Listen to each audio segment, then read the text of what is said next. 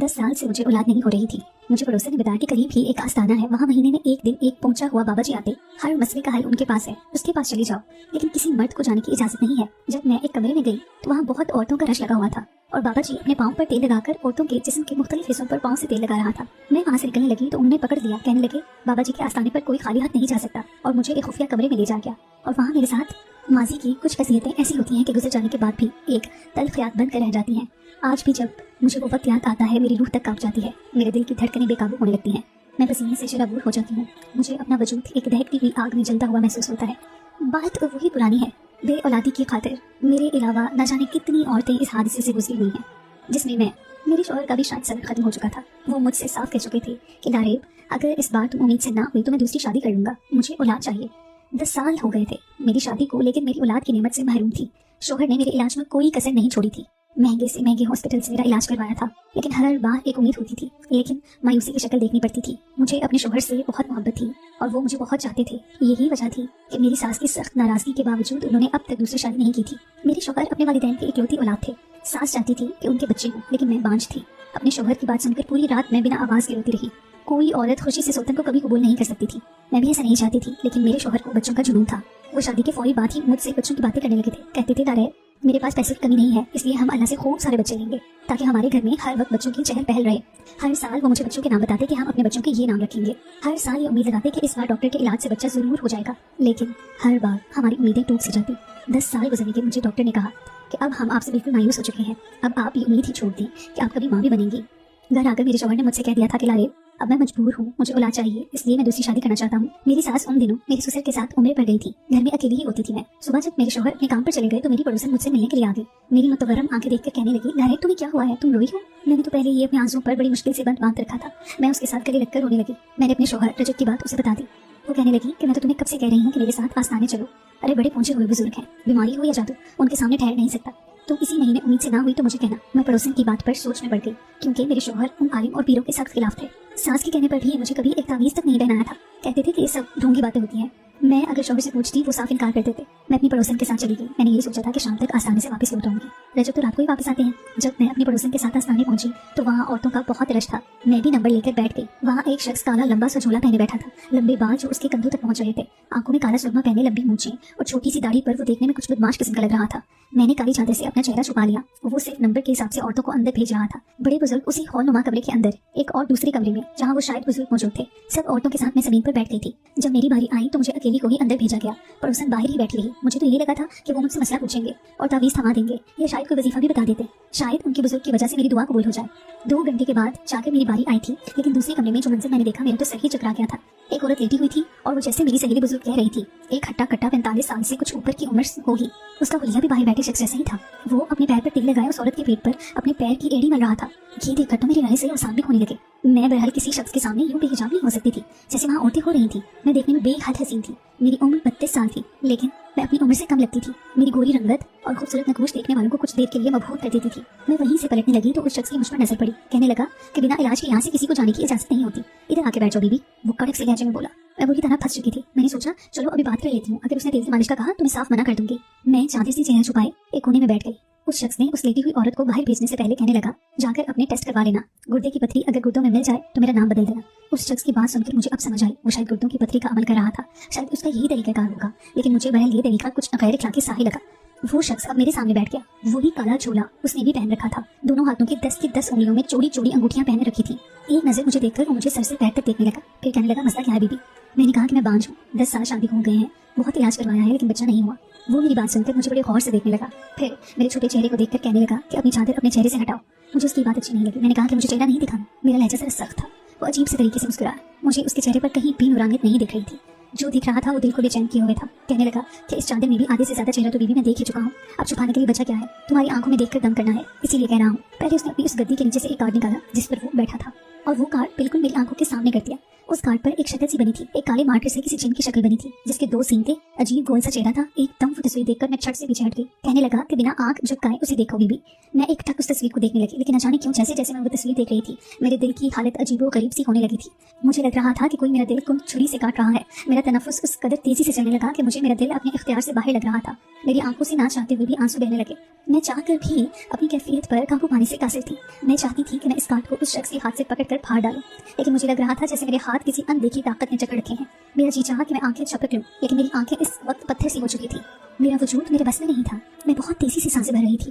कहने लगा, अपना चेहरा मुझे दिखाओ बीबी। इस बार उसका लहजा बड़ा मखमूर सा था। ना चाहते हुए भी अपनी चादर उतार चुकी थी। उसने वो कार्ड पीछे कर लिया था। मुझे लगा कि मैं उस वक्त उसके हुक्म की गुलाम हो चुकी हूँ। ना मेरे सिर पर चादर थी, ना मेरे चेहरे पर। कुछ पल तो मेरा चेहरा देखता ही रह गया। फिर बड़ी कमीनगी से अपने होंठों पर जुबान फेरते हुए कहने लगा, मेरी आंखों में देखो बीबी। मुझे लग रहा था कि मेरी आंखें उसके हुक्म की पैरोकार हो चुकी थी। मैं उसकी आंखों में देखने लगी। उसकी आंखें धीरे धीरे पहले गुलाबी सी हुई, उसके बाद सुर्खी माइल होने लगी। उसकी आंखों में जो कुछ था वो मेरे बयान से बाहर था। मेरे दिल की कैफियत ऐसी थी जैसे वो माही बेआब की तरह से तड़प रहा हो।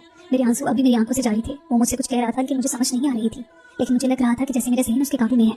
5 मिनट के बाद जैसे ही उसने अपनी आंखें बंद की, मुझे झटका सा लगा। मुझे लगा कि मैं आज़ाद हो चुकी हूँ। वो कुछ पढ़ रहा था, उसके होंठ तेजी से चल रहे थे, आंखें बंद थी। मैं सर में एक दर्द सा उठने लगा। मुझे कुछ भी याद नहीं आ रहा था, लेकिन जब उसने आंखें खोली तो मुझे मुस्कुरा कर देखने लगा। उसकी नजरें मेरे चेहरे पर अब भी जमी थी। जैसे जैसे उसकी आंखें मेरे चेहरे के एक नक्श को देख रही थी, मुझे शिद्दत से उलझन सी हो रही थी। हवस शायद छोटा सा लफ्ज़ हो जो उस शख्स की नज़र में मेरे लिए मौजूद था। मुझसे कहने लगा, अब जाओ, जो कहा है उसी पर अमल करना। मेरी पड़ोसन बाहर बैठी थी। मैंने चादर दोबारा से सर पर ली और उस कमरे से बाहर निकल आई। पूरे रास्ते न जाने मेरी पड़ोसन मुझसे क्या पूछती रही, मैंने उसे क्या जवाब देती रही, मुझे कुछ भी समझ नहीं आ रहा था।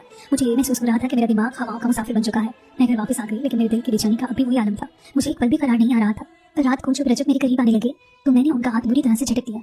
वो मेरे रवैये पर हैरान थे। मैं झट से उठकर बैठ गई, फौरन से पीछे हट गई, जैसे रजब मेरे शौहर ना हो, कोई खैर हो। वो मुझे हैरत से देखने लगे। कहने लगे, दारी क्या हुआ, तुम्हारी तबीयत तो ठीक है? मैंने कहा कि मुझसे दूर रहो, मुझे तुम अच्छे नहीं लगते। मेरी बात सुनकर वो मुझे ताज्जुब से देखने लगे, लेकिन मेरे लफ्ज़ों पर जैसे मेरा इख्तियार खो चुका था। मैं बुरी तरह से बदहवास थी। न जाने मुझे हो क्या रहा था, लेकिन मुझे उस वक्त सबसे ज़्यादा दिन अपने शौहर से महसूस हो रही थी। मेरा बिल्कुल दिल नहीं था कि रजब मेरे करीब ही आए। न जाने क्यों मुझे उनसे खौफ महसूस होने लगा था, जैसे वो कोई खैर हैं और मेरे साथ न जाने क्या गुनाह करने वाले हैं। मुझे इस कदर खौफजदा देखकर फिक्रमंद हो गए थे। फिर मुझसे पीछे हट गए। कहने लगे, तुम आराम से सो जाओ।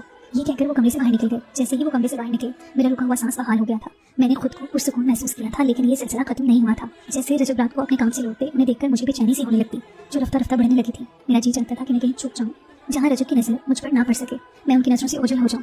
रजब की मौजूदगी में मैं उनके सारे काम बड़ी बदहवासी से करती थी। रजब मुझे देखकर परेशान से होने लगे थे। कहने लगे, लारे क्या बात है, क्यों इतनी परेशान हो? मैं बहुत तुम्हें नोट कर रहा हूँ, तो मुझे कुछ ठीक नहीं लग रही। मैंने कहा कि मैं ठीक हूँ।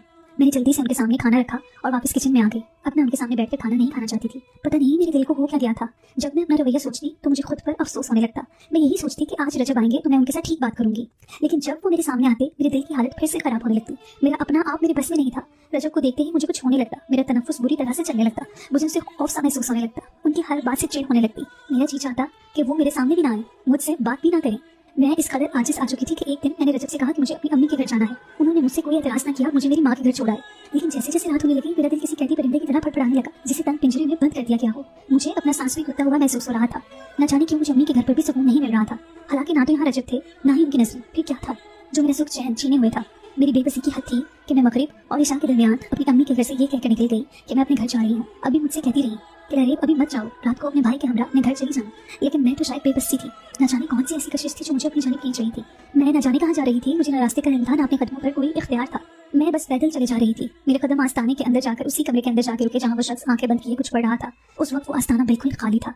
कमरे में भी उस शख्स के अलावा कोई मौजूद न था। मैं उसके सामने जाकर रुक गई, उसके सामने बैठ गई। उस वक्त शायद इतना पैदल चलने की वजह से मेरा सांस बुरी तरह से फूला हुआ था।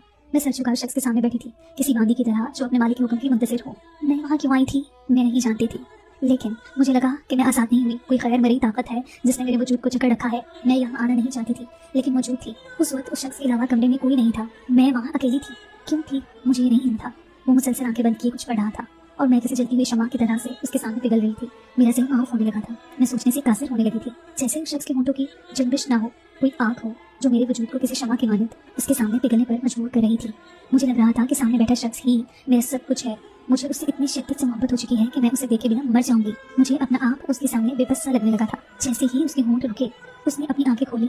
मेरे आंसू बह रहे थे। मेरी नसों का उससे तसादुम हुआ। वही गुलाबी आंखें देखकर मुझे यूं लगा कि शायद मैं उन आंखों को देखने के लिए ही बेताब थी। उस शख्स के चेहरे पर एक जानदार मुस्कुराहट सी फैल गई थी, जैसे उसे मेरे आने का यकीन था। और मेरा ये हाल था कि मैं दीवाना वार उसे देखती रही। उसकी सांवली रंगत, भुत्ते से नैन नक्श, चेहरे पर खबासत, आंखों में हवस, सभी कुछ मौजूद था। लेकिन मुझे लगा कि मैं अकल से अंधी हो चुकी हूँ। वो मुझसे कहने लगा कि अब आई हो, मैं तो कब से इंतजार कर रहा था तुम्हारा उस दिन हुस्न देखकर तो मेरे होश उड़ गए थे। तुम्हारी सफेद रंगत और हसीन चेहरे ने मेरी नींदें उड़ाती थी। मुझे न जाने क्यों उसके मुंह से अपनी तारीफ बहुत अच्छी लगने लगी थी। मेरे अंदर कुछ गलत होने का डर सा था। जो हो रहा था गलत ही था, लेकिन मैं किसी जादू के जरिए से थी, इसलिए मुझे गलत और सही का कुछ अंदाजा नहीं था। उस शख्स ने उठकर दरवाजा बंद कर दिया। मुझे बस ये याद है कि उसने मेरी चादर उतारी थी। जब मुझे होश आई, मेरा सर बुरी तरह से चकरा रहा था। मैं जमीन पर लेटी थी, कमरा खाली था। बमुश्किल ही मैं उठकर बैठ पाई थी। मैंने अपना सर दोनों हाथों से पकड़ लिया। मेरा जिस्म उस वक्त दर्द से चूर था। मेरे खुले बिखरे बाल और मुस्महिल बेजान सा वजूद मुझे मेरी तबाही का ऐलान कर रहा था।